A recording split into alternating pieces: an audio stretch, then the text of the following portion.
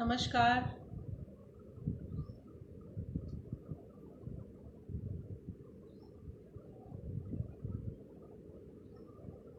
मैं नीलिमा गुप्ता और हम आज एक कहानी सुनने वाले हैं, अबू खां की बकरी, जिसे जाकिर हुसैन साहब ने लिखा है। अगर Abhilasha, welcome. Pallavi, thanks for watching. हम थोड़ी सी देर कहानी और उसको लेके बात करते हैं जब तक हमारे और भी दोस्त हमें ज्वाइन कर लेते हैं। ये कहानी ही क्यों, अबू खां की बकरी। आप में से कई लोगों ने इसको पढ़ा भी होगा, जानते भी होंगे इसके बारे में। ये कहानी क्यों, इसके बारे में हम कहानी के बाद में बात करेंगे, क्योंकि पहले बात कर लेने से कहानी का जो एसेंस है वो थोड़ा सा कमज़ोर हो जाता है। तो ये कहानी बहुत ही खूबसूरत कहानी है। कहानियों को सुनाने वालों की ज़रूरत नहीं होती। एक्चुअली वो, उनके जो कैरेक्टर्स हैं, उनके जो किरदार हैं, वो खुद बात करते हैं। जैसे जैसे आप पढ़ते जाते हैं वैसे वैसे आपके सामने वो क्लियर होता जाता है कि कौन क्या कह रहा है, और वो आपके सामने, आपकी आंखों के सामने चलता है, दिखता है लाइव। तो इस बारे में भी बात करेंगे कहानी के बाद में। तो कहानी का नाम है अबू खां की बकरी, और कहानी करीब 7-8 मिनट की है, और बहुत बहुत बहुत सुंदरता से लिखी गई है। क्योंकि अगर आप इसको पढ़ने भी बैठेंगे तो एक एक एक एक करके जो कैरेक्टर्स हैं वो आपसे बात करने लगते हैं, और आपको लगता है कि आप वहीं हैं, वहीं कहीं हैं, कहानी के किसी कैरेक्टर की तरह। शुरू करते हैं आज की कहानी, जिसका नाम है अबू मियाँ की बकरी। बहुत साल पहले की बात है।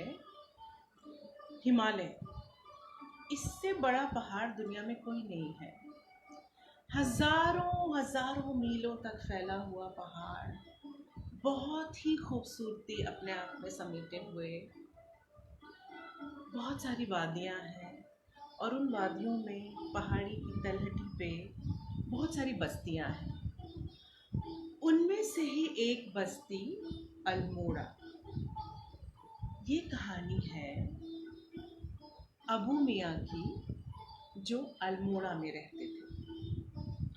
अबू मियाँ अकेले आदमी थे, घर में कोई नहीं था, ना आगे कोई ना पीछे कोई। अकेलेपन को मिटाने के लिए हमेशा एक तो बकरियां अपने साथ रखते थे। खूब प्यार करते, खूब दाना, चारा, पानी, शाम का दाना, बहुत प्यार से बातें करना। अबू मियाँ के पास इन बकरियों के सिवा अपना था ही क्या।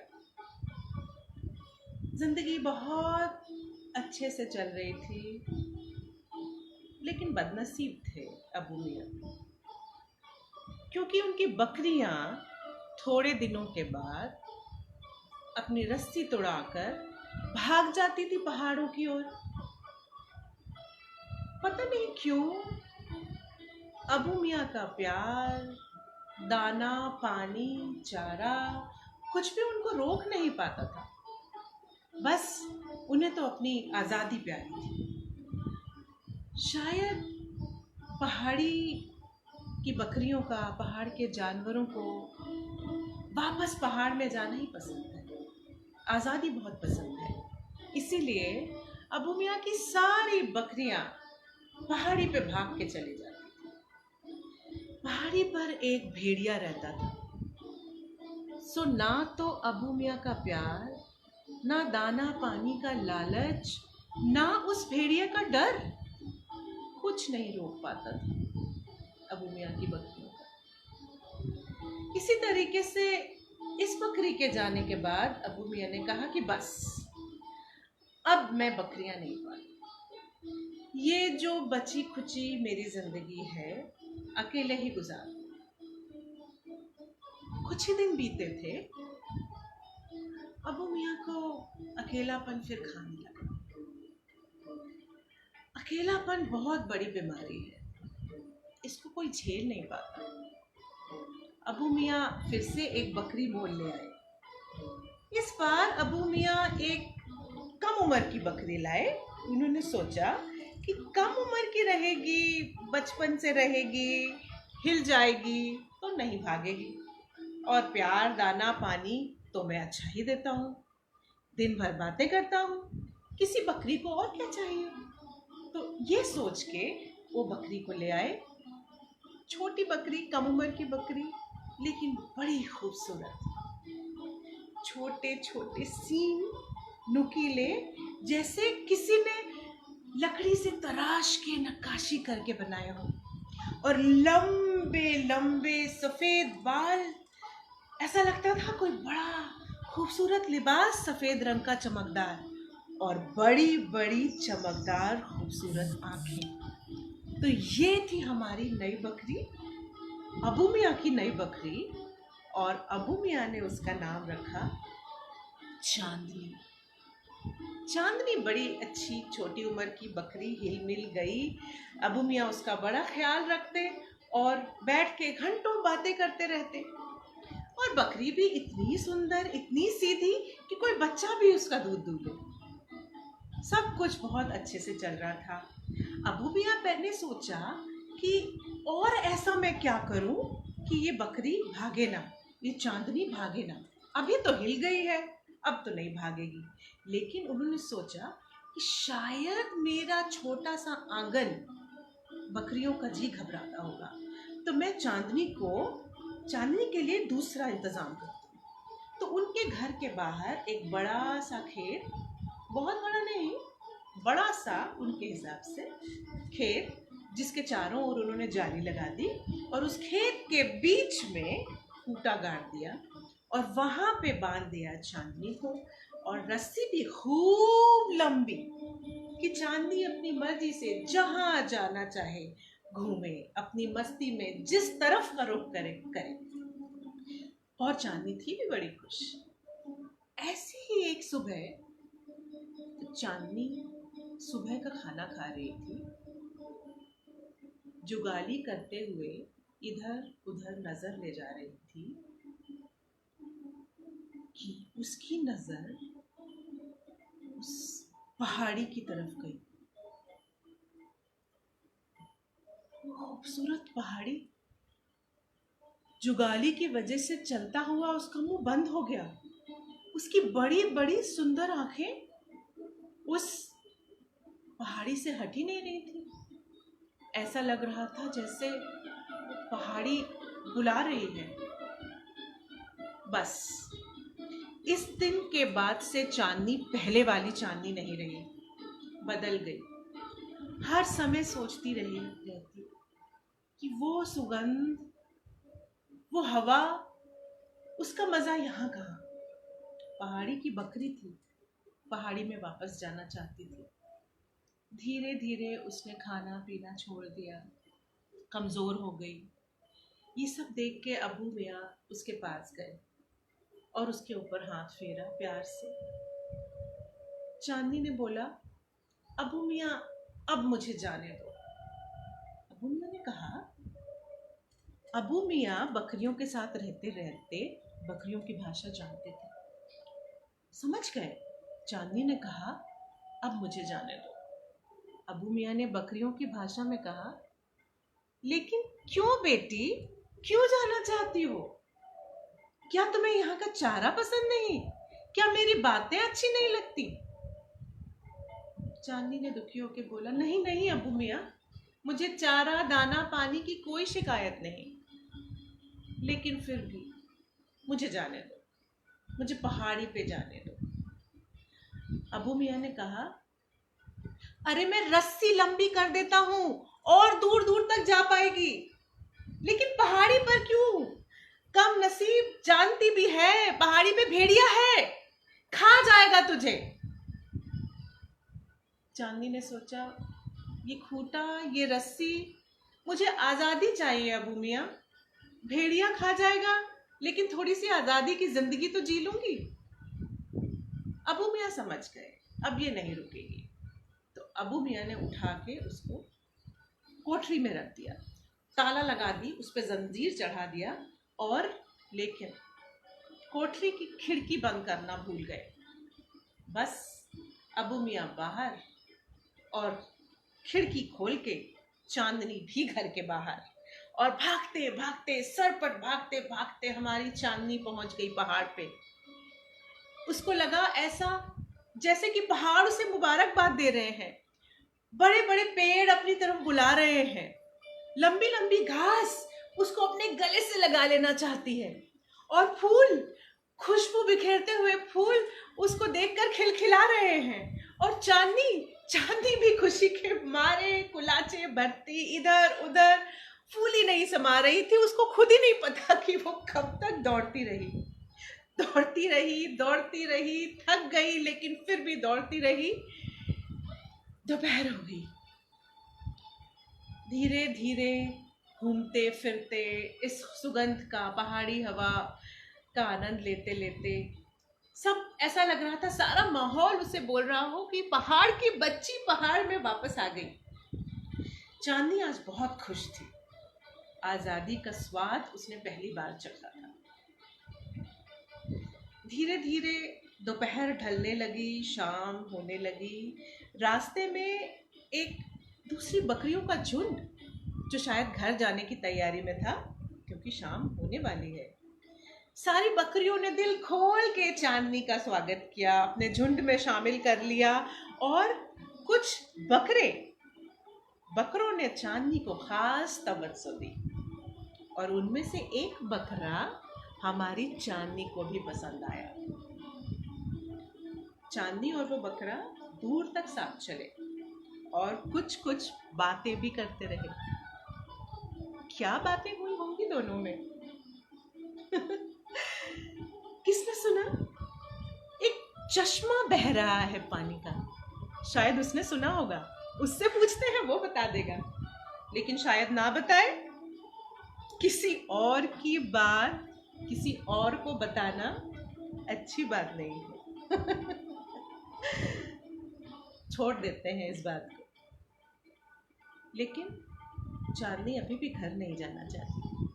उस बकरे को और बकरियों के झुंड को अलविदा कहा और वापस मुड़ गई। थोड़ी देर और खुश होना चाहती थी, थोड़ी देर और चाहती थी कि इस आज़ादी का आनंद ले।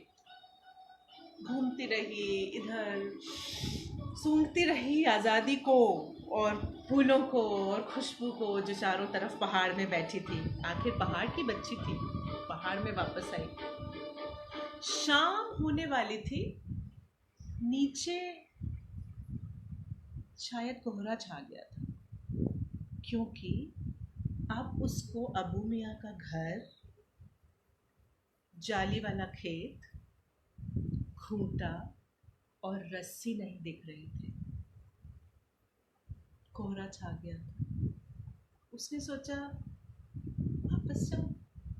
तभी अबू मियाँ की आवाज आई एक तरफ से, चांदनी वापस आजा बेटी, आजा।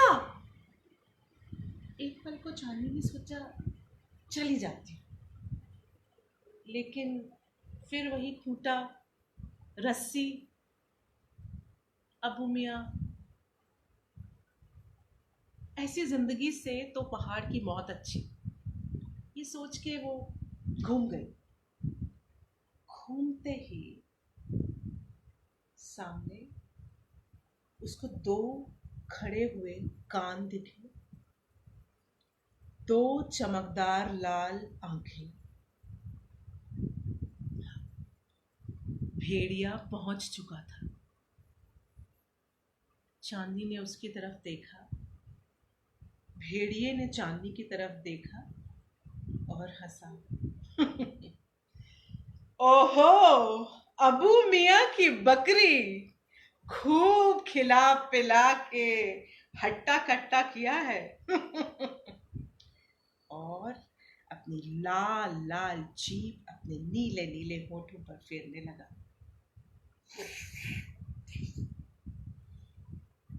चांदनी ने सोचा, क्यों रात भर लड़ूं, अभी शहीद हो जाती हूं। लेकिन फिर उसने सोचा, अपनी बिसात के हिसाब से तो लड़ूंगी, यूं छोड़ नहीं दूंगी। जितना अपने को बचाने के लिए, अपनी आज़ादी के लिए कर सकती हूँ वो करूँगी। तो बकरी ने बदला अपना पैंतरा, अपने मजबूत सींग, और उसने जो जो वार किए हैं भेड़िए पर, वो भेड़िया ही जानता है। लगी रही। सारे सितारे एक एक करके गायब हो गए, लेकिन चांदनी लड़ती रही। धीरे धीरे धीरे सुबह आसमान को तैयार करने लगी। तभी एक मुर्गे ने कहीं बांग दी और नीचे बस्ती से अजान की आवाज आई, और चांदी ने अपना जोर 2 गुना कर दिया और आखिरी बार एक हमला किया। और इसके बाद बेदम होकर उसकी सफेद पोशाक उसके लाल खून से सुर्ख हो गई। चांदनी लड़ते लड़ते गिर पड़ी, आजाद चांदनी। ऊपर पेड़ पर कुछ चिड़ियों का झुंड बैठा था, जिनमें कुछ बहस चल रही थी। चांदनी जीती कि हारी? आखिरी में सारी चिड़ियों ने कहा चांदनी हार गई। लेकिन एक बुढ़िया थी, बूढ़ी चिड़िया थी, जो मानती थी चांदनी आज जीत गई। दोस्तों, ये थी आज की कहानी, अबू मियाँ की बकरी।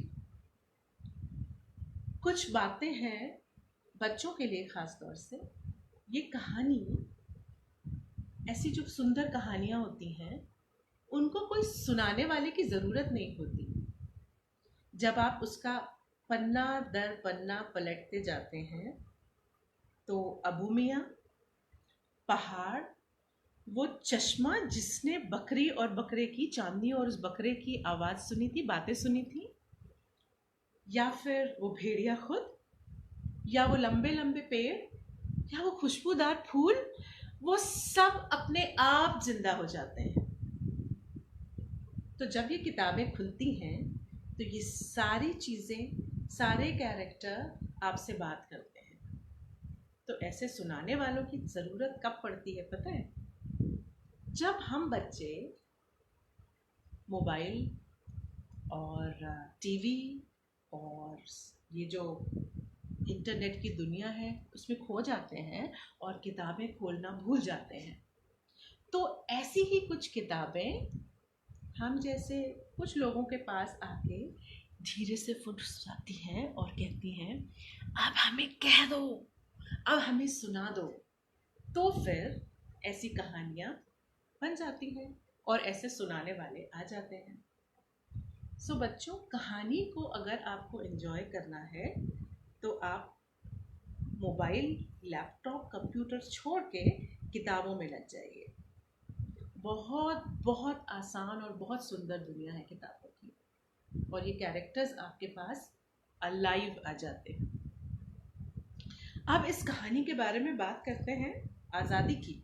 और आजकल हम सब हमारी आज़ादी घर के अंदर रह के मना रहे हैं। हमारी आज़ादी हम घर के अंदर एंजॉय कर रहे हैं, और ऐसा ही करते रहें जब तक हमारी आज़ादी बाहर सेफ नहीं है। समझदारी इसी में है, we stay inside and stay safe. आज़ादी सबको प्यारी होती है और हम सब आज़ाद हैं, इसीलिए अंदर हैं और इसीलिए स्वस्थ हैं। सो आज की कहानी सुनने के लिए बहुत बहुत धन्यवाद। मुझे उम्मीद है आपको अच्छी लगी होगी। Helen O'Grady international edu drama academy मैं इंदौर में और मध्य प्रदेश के दूसरे शहरों में देखती हूँ।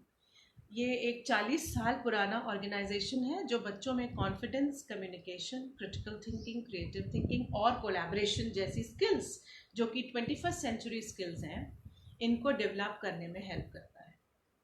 और the best part is that we adapt, क्योंकि ड्रामा अभी आप फिजिकल क्लासेस में नहीं सिखा सकते, लेकिन डेवलपमेंट तो चाहिए। बच्चे अभी बहुत घर पे हैं, बड़े घर पे हैं, और उन्हें कुछ क्रिएटिव ऑक्यूपेशन चाहिए। So Helen O'Grady world wide has gone online and trust me, it is as good as the physical classes.